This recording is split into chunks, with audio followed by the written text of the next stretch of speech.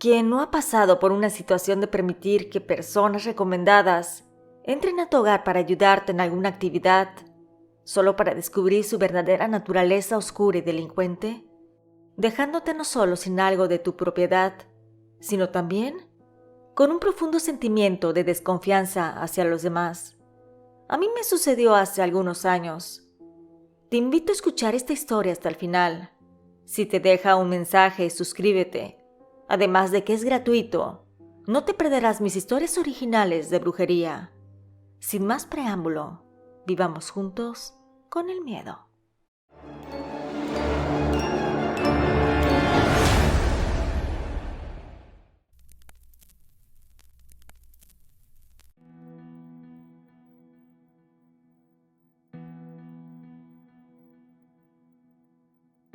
Mi familia nunca fue ostentosa, pero tuvimos la fortuna de vivir cómodamente.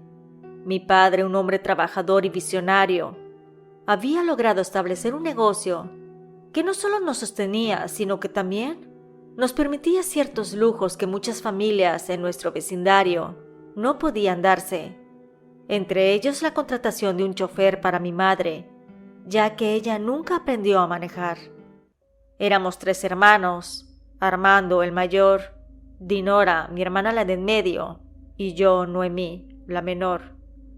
A veces un poco invisible en la sombra de mis hermanos, pero siempre observadora.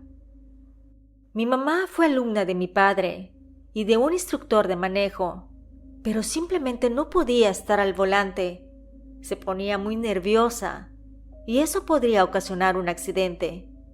Pienso que tal vez fue porque no aprendió en su juventud, sino que tenía ya unos 32 años cuando mi papá compró un auto para ella. Le insistió mucho en que aprendiera para que dejara de utilizar el transporte público y taxis. Mi madre, por más que quería aprender, sus nervios no la dejaban. He conocido en mi vida a varias personas que aprendieron ya grandes a conducir, pero en el caso de mi madre fue imposible. Mi papá, tratando de hacerle la vida más fácil, no solo a ella, sino también a nosotros, decidió contratar a un chofer para que nos llevara a la escuela y que estuviera al servicio de mi mamá. Incluso desempeñaba funciones de jardinería y servicios de mantenimiento de la casa. Desde el primer momento, Arturo, quien venía recomendado por un amigo de mi padre, parecía ser el candidato perfecto, pulcro, educado, con un aire de misterio que, lejos de incomodarnos, le daba un toque de distinción. Se convirtió rápidamente en una presencia constante en nuestras vidas, casi como si fuera parte de la familia. Era amable, siempre con una sonrisa y dispuesto a ayudar en todo lo que fuera necesario. En aquella época tenía apenas 10 años de edad, pero hilando los recuerdos tanto de mis hermanos como los míos, es que puedo contarte esta historia. Arturo se volvió indispensable para nuestra familia. Con el tiempo comenzó a asumir un papel que iba más allá de ser un chofer.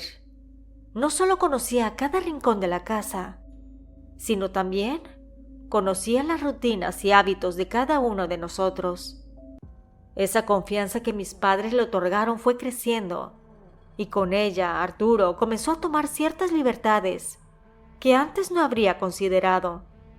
Ya no pedía permiso para entrar en ciertas áreas de la casa. Simplemente lo hacía como si fuera parte de la familia. Si alguna vez organizábamos una fiesta o reunión en nuestro hogar, era lógico que Arturo se encargara de algunas tareas referente a la celebración. Sin embargo, en esas ocasiones, su actitud cambiaba. Se comportaba con una familiaridad que a veces rayaba en lo inapropiado. Recuerdo una vez en una de esas reuniones, cuando se le pidió que ayudara a los cocineros a acomodar todo para calentar los alimentos. Al principio lo hizo sin problemas, pero a medida que avanzaba la noche, su comportamiento se volvió más relajado. Lo vi platicando con los invitados y tomando incluso una copa como si fuera uno de ellos.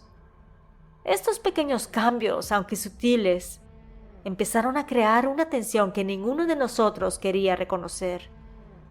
Recuerdo que una tarde, mientras jugaba en la sala con mis hermanos, el teléfono sonó. Mi madre, que estaba en la cocina, atendió la llamada. Al principio todo parecía normal, pero rápidamente su rostro se tornó pálido y su mano comenzó a temblar mientras sostenía el auricular. Sus labios se movían, pero las palabras apenas salían, como si el miedo le hubiera arrebatado la voz. Nos acercamos a ella preocupados, y fue entonces cuando lo escuché decir que la llamada era de una banda de secuestradores. Nos dijeron que habían capturado a mi padre mientras salía de su oficina. Había sido interceptado mientras se disponía a venir a casa para almorzar con nosotros, como hacía todos los días. Mi madre, en estado de pánico, hizo lo único que se le ocurrió. Llamó a Arturo. Le explicó que había recibido una llamada de unas personas que decían tener a mi papá cautivo, exigiendo una suma considerable de dinero y advirtiendo que no debía de avisar a las autoridades bajo ninguna circunstancia. El chofer, con una calma inquietante, le dijo que no se preocupara, que no llamara a la policía y que se enfocara en reunir el dinero que los secuestradores pedían. Mi mamá, casi al borde del colapso, le confesó que no sabía cómo conseguir tal cantidad de dinero. Mi padre siempre había manejado las cuentas y ella apenas tenía acceso a un pequeño ahorro de efectivo. Tal vez eran unos 30,000 pesos, que en aquella época era una suma considerable, pero muy lejos de lo que los secuestradores exigían. Arturo, sin perder la compostura, le aseguró que se encargaría de todo, le pidió que se calmara y que todo saldría bien. Poco después el teléfono volvió a sonar. Esta vez fue Arturo quien contestó. Mi madre estaba demasiado nerviosa para hablar, así que él tomó el control de la situación. Lo vi acercarse al teléfono con una seguridad que me desconcertó. Cuando habló con los secuestradores, noté algo extraño en su tono. Ya no era el mismo Arturo servicial que conocíamos, sino alguien que parecía estar dando órdenes, sugiriendo con firmeza que la única suma disponible eran esos 30,000 pesos. Mis hermanos y yo escuchamos desde el umbral de la puerta en silencio. Mi hermano Armando, que ya tenía 16 años, frunció el ceño sospechando algo que en ese momento parecía impensable. Me tomó del brazo y me susurró que algo no estaba bien, que Arturo no era quien aparentaba ser. Intentó hablar con mi madre. Quería decirle que desconfiara del chofer, pero ella, cegada por el miedo y la desesperación, no quiso escuchar. Se aferraba a la idea de que Arturo era su única esperanza para salvar a mi papá. A la mañana siguiente, con el dinero reunido, Arturo, nuestro gran salvador, se ofreció a llevarlo al lugar indicado por los secuestradores. Mi madre, incapaz de pensar en otra opción, aceptó. Nos quedamos en casa, esperando, con el corazón en la garganta, y cada segundo parecía una eternidad. Horas después, la puerta de la casa se abrió y, para nuestro alivio, mi padre entró sano y salvo, aunque visiblemente afectado. El chofer, que lo había acompañado hasta la puerta, fue recibido como un gran héroe por mi madre, que lo abrazó con lágrimas en los ojos. Sin embargo, mi hermano mayor no se unió a las celebraciones. En su mirada había una mezcla de desconfianza y una sospecha creciente, como si hubiera visto algo en Arturo que ninguno de ellos había notado.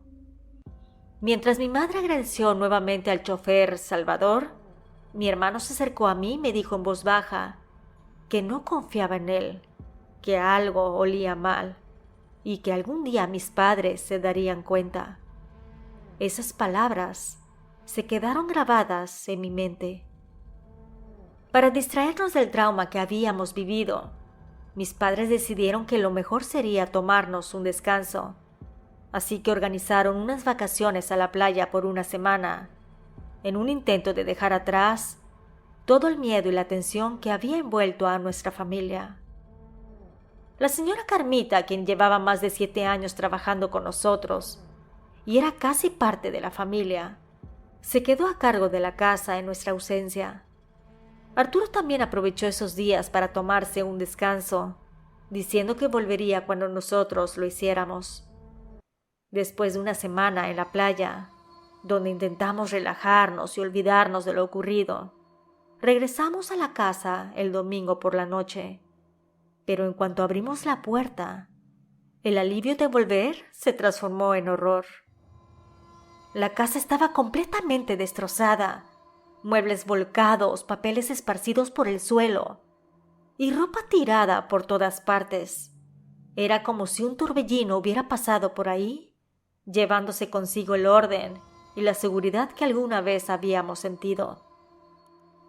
En medio de todo ese caos, escuchamos un débil gemido proveniente del comedor. Al entrar, vimos a la señora Carmita amarrada a una silla con cuerdas que le cortaban la circulación. Nos acercamos rápidamente, la desatamos mientras ella lloraba y nos contó entre lágrimas lo que había ocurrido. Un día antes de nuestro regreso, 3 hombres irrumpieron en la casa. Carmita estaba dormida en su cuarto cuando la sorprendieron. No tuvo tiempo de reaccionar. Le vendaron los ojos y la arrastraron hasta el comedor, donde la amarraron a la silla, dejándola completamente indefensa. La señora no podía ver lo que hacían, pero escuchó los ruidos, los pasos apresurados y el sonido de las cosas siendo tiradas y arrastradas.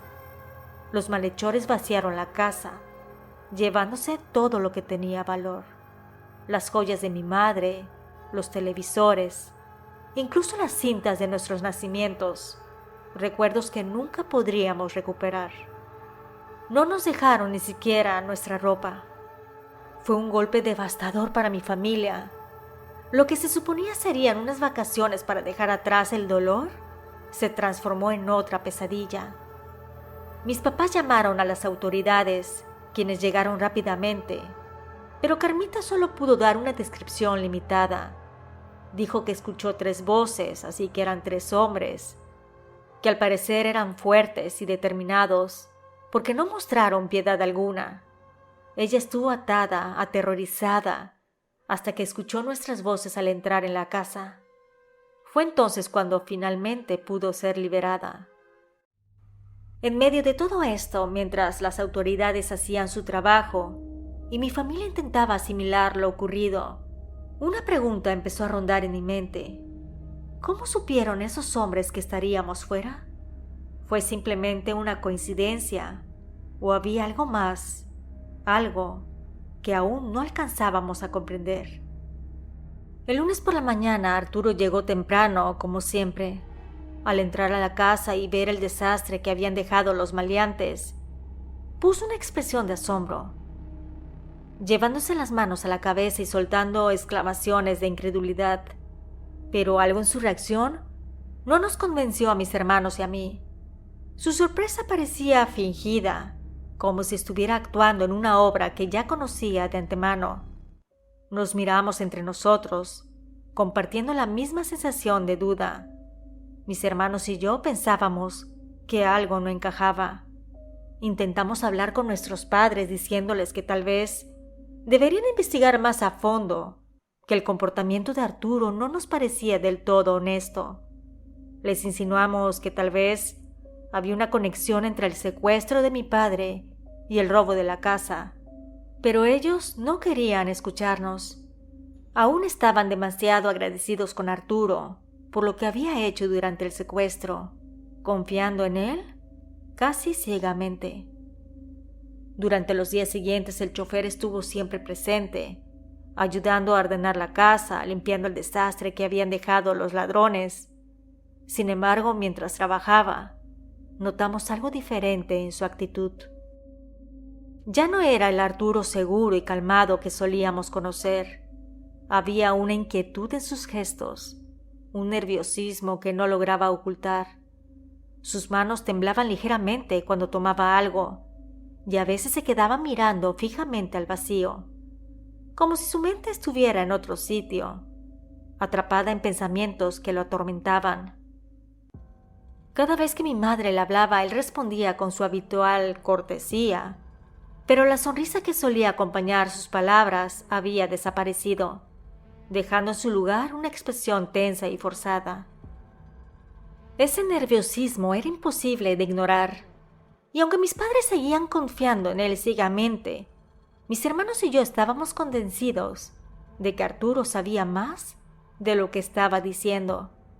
Desesperados por encontrar respuestas, llamamos a nuestra tía, hermana de mi padre. Ella siempre había tenido una inclinación hacia lo oculto, creía en la brujería y en lo sobrenatural. Sabíamos que si alguien podría ayudarnos a descubrir la verdad, seguramente sería ella. Le contamos nuestras sospechas, nuestra sensación de que Arturo estaba involucrado en el secuestro y en el robo, y que de alguna manera lograba mantener a nuestros padres bajo su influencia, cegándolos de la realidad. Nuestra tía nos escuchó con atención y, sin dudarlo, accedió a ayudarnos. Nos dijo que conocía a una señora que leía las cartas y que curaba, que seguramente podría darnos las respuestas que tanto buscábamos. Al día siguiente nos llevó a la casa donde vivía aquella señora, la cual nos recibió con una sonrisa. Nos sentamos en su comedor frente a ella, los tres juntos, como hermanos, como una familia unida que buscaba la verdad. La mujer colocó el mazo de cartas sobre la mesa y comenzó a barajarlas, mientras murmuraba palabras como pidiendo permiso para lo que estaba a punto de realizar. Finalmente, comenzó a colocar las cartas sobre la mesa. Nos dijo que las cartas no mentían, que ella veía traición, una sombra que se cierne sobre la casa, que alguien cercano, alguien en quien confiamos, está tejiendo una red de mentiras, que es una persona que no es quien parece ser. Ella decía que veía cadenas invisibles que ataban a mis padres cegándolos a la verdad, que este hombre está involucrado en algo oscuro que había traído desgracia y dolor a nuestra familia. El aire de la habitación se volvió pesado. Las palabras de la señora confirmaban lo que habíamos temido, pero escucharlas en voz alta pronunciadas por alguien ajeno a nuestra familia hizo que la realidad nos golpeara con fuerza. Nos dijo que debíamos de tener cuidado, que este hombre no era de fiar, que está vinculado al dolor que habíamos sufrido y que si no actuábamos con cautela podría causarnos aún más daño. Dijo que ese hombre cercano había estado involucrado en el secuestro de nuestro padre, también en una pérdida grande para la familia. Eso hacía referencia al robo de la casa. Le dijimos que mi mamá estaba muy afligida porque las joyas que tenían eran de su madre, quien se las había heredado antes de fallecer. La tarotista nos dijo que podríamos recuperar algunas, que las había llevado a una casa de empeño. Dijo que vayamos a una que es muy grande y que está en el centro de la ciudad, que era la más conocida, que ahí encontraríamos algo y tal vez conseguiríamos la pista del delincuente. Mi tía, quien estuvo presente durante toda la lectura, estaba tan sorprendida como nosotros por las revelaciones de la mujer. Cuando la curandera mencionó que mis padres estaban bajo un bloqueo emocional y un trabajo de manipulación, mi tía comprendió la gravedad de la situación. Según la tarotista, este bloqueo los mantenía ciegos a la verdad, permitiendo que fueran manejados como marionetas. Pero nosotros, es decir, mis hermanos y yo, habíamos sido astutos al darnos cuenta de la situación y tomar acción al buscar ayuda. La mujer nos advirtió que era crucial liberar a mis padres de esa brujería, que teníamos que abrirles los caminos, los ojos. Sin embargo, insistió que el proceso sería más efectivo si ellos mismos acudieran en persona. Mi tía con determinación prometió que haría todo lo posible por convencer a mis padres de que fueran, aunque sabía que no sería fácil. Al día siguiente mi tía fue a hablar con mis papás. Desde el primer momento se encontró con una resistencia feroz. Ellos no querían escuchar nada relacionado con brujería, lecturas de cartas o cualquier cosa que consideraban no cristiano. Estaban cerrados, renuentes, negándose a aceptar a que algo sobrenatural pudiera estar afectándolos.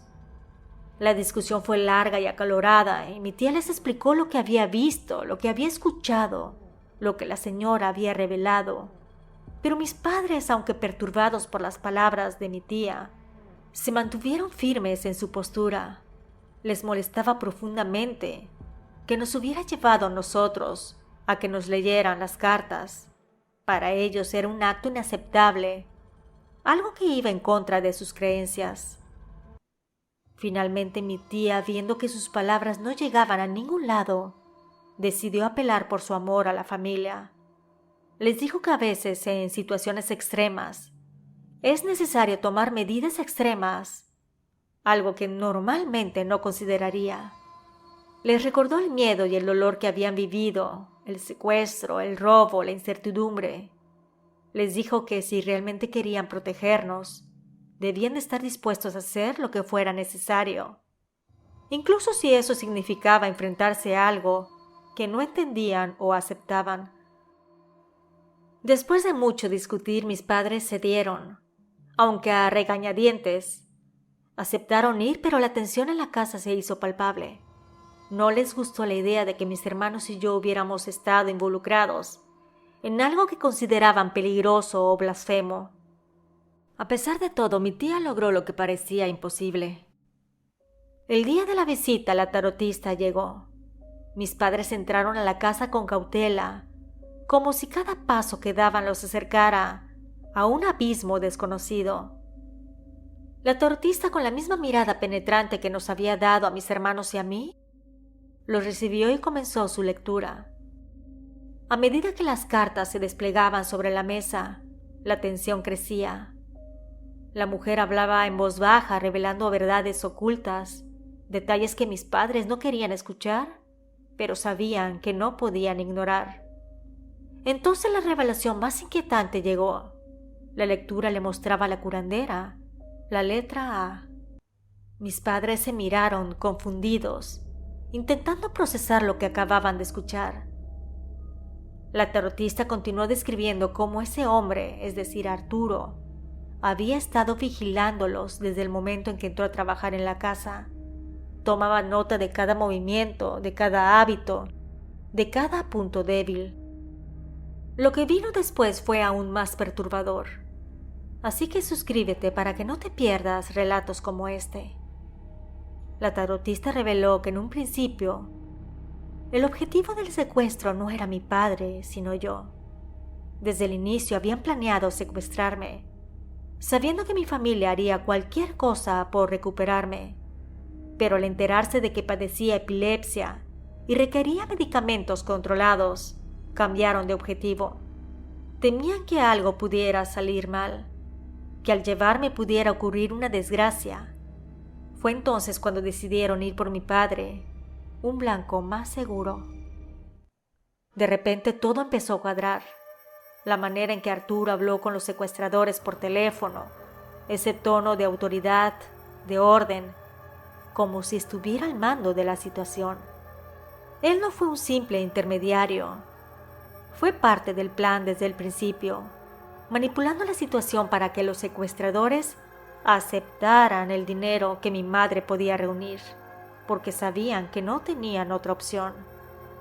La verdad golpeó a mis padres con una fuerza devastadora. Todo en lo que habían confiado, la persona a la que habían abierto su hogar y sus corazones, resultó ser la fuente de su sufrimiento. Estaban destrozados, pero también enojados, sintiendo que habían sido engañados y manipulados de la manera más cruel. Ahora, con la verdad expuesta, debíamos decidir qué hacer con esta información, cómo protegernos y sobre todo cómo enfrentarnos al hombre que había traicionado nuestra confianza. Tras la revelación de la tarotista, mis padres, aunque conmocionados, supieron que debían actuar de inmediato. Decidieron contactar a la policía.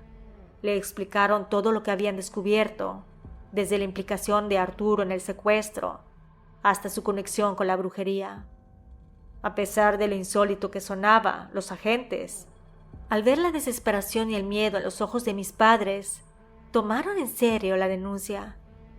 La investigación policial comenzó de inmediato, siguiendo la pista de Arturo. Lo observaron discretamente, esperando encontrar alguna evidencia que lo conectara con el secuestro y el robo en nuestra casa. A medida que los días pasaban, las sospechas se confirmaron.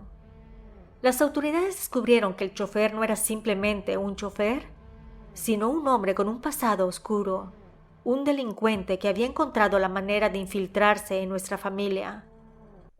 Vivía en un barrio humilde, en una pequeña casa que compartía con su pareja, una mujer conocida en la comunidad por sus prácticas de brujería negra. La reputación de esta persona era temida, ya que no tenía reparos en usar sus habilidades para el bien o para el mal, siempre y cuando le pagaran. Los vecinos tenían temor, incluso hablaban de ella en voz baja. La policía indagó más profundamente y descubrió que Arturo y esta mujer habían estado planeando un golpe mayor desde hacía mucho tiempo. Su objetivo había sido manipular a mis padres desde adentro, debilitarlos emocionalmente, para que no sospecharan de él y así poder llevar a cabo sus planes sin obstáculos. Lo más perturbador fue cuando los agentes entraron a la casa de la pareja. Ahí, en una habitación oscura y llena de objetos extraños, encontraron un altar.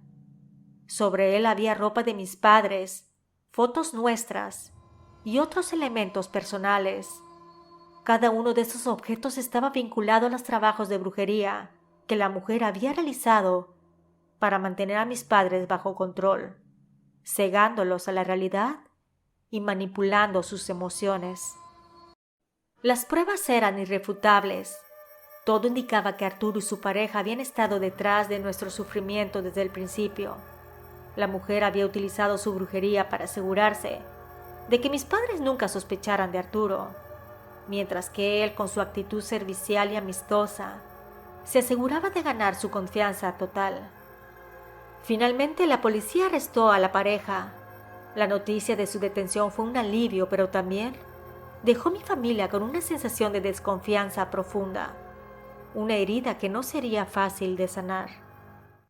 Logramos recuperar algunas cosas y, como dijo la tarotista, en la casa de empeños del centro, la más grande de la ciudad, ahí habían varias joyas de mi madre e incluso televisores. A raíz de esto somos muy desconfiados. Mi madre decidió volver a utilizar el transporte público y taxis, hasta que mi hermano empezó a manejar a sus 18 años. Si te ha agradado esta historia, te invito a suscribirte y compartirla. Nos escuchamos pronto. ¿Y tú vives con el miedo?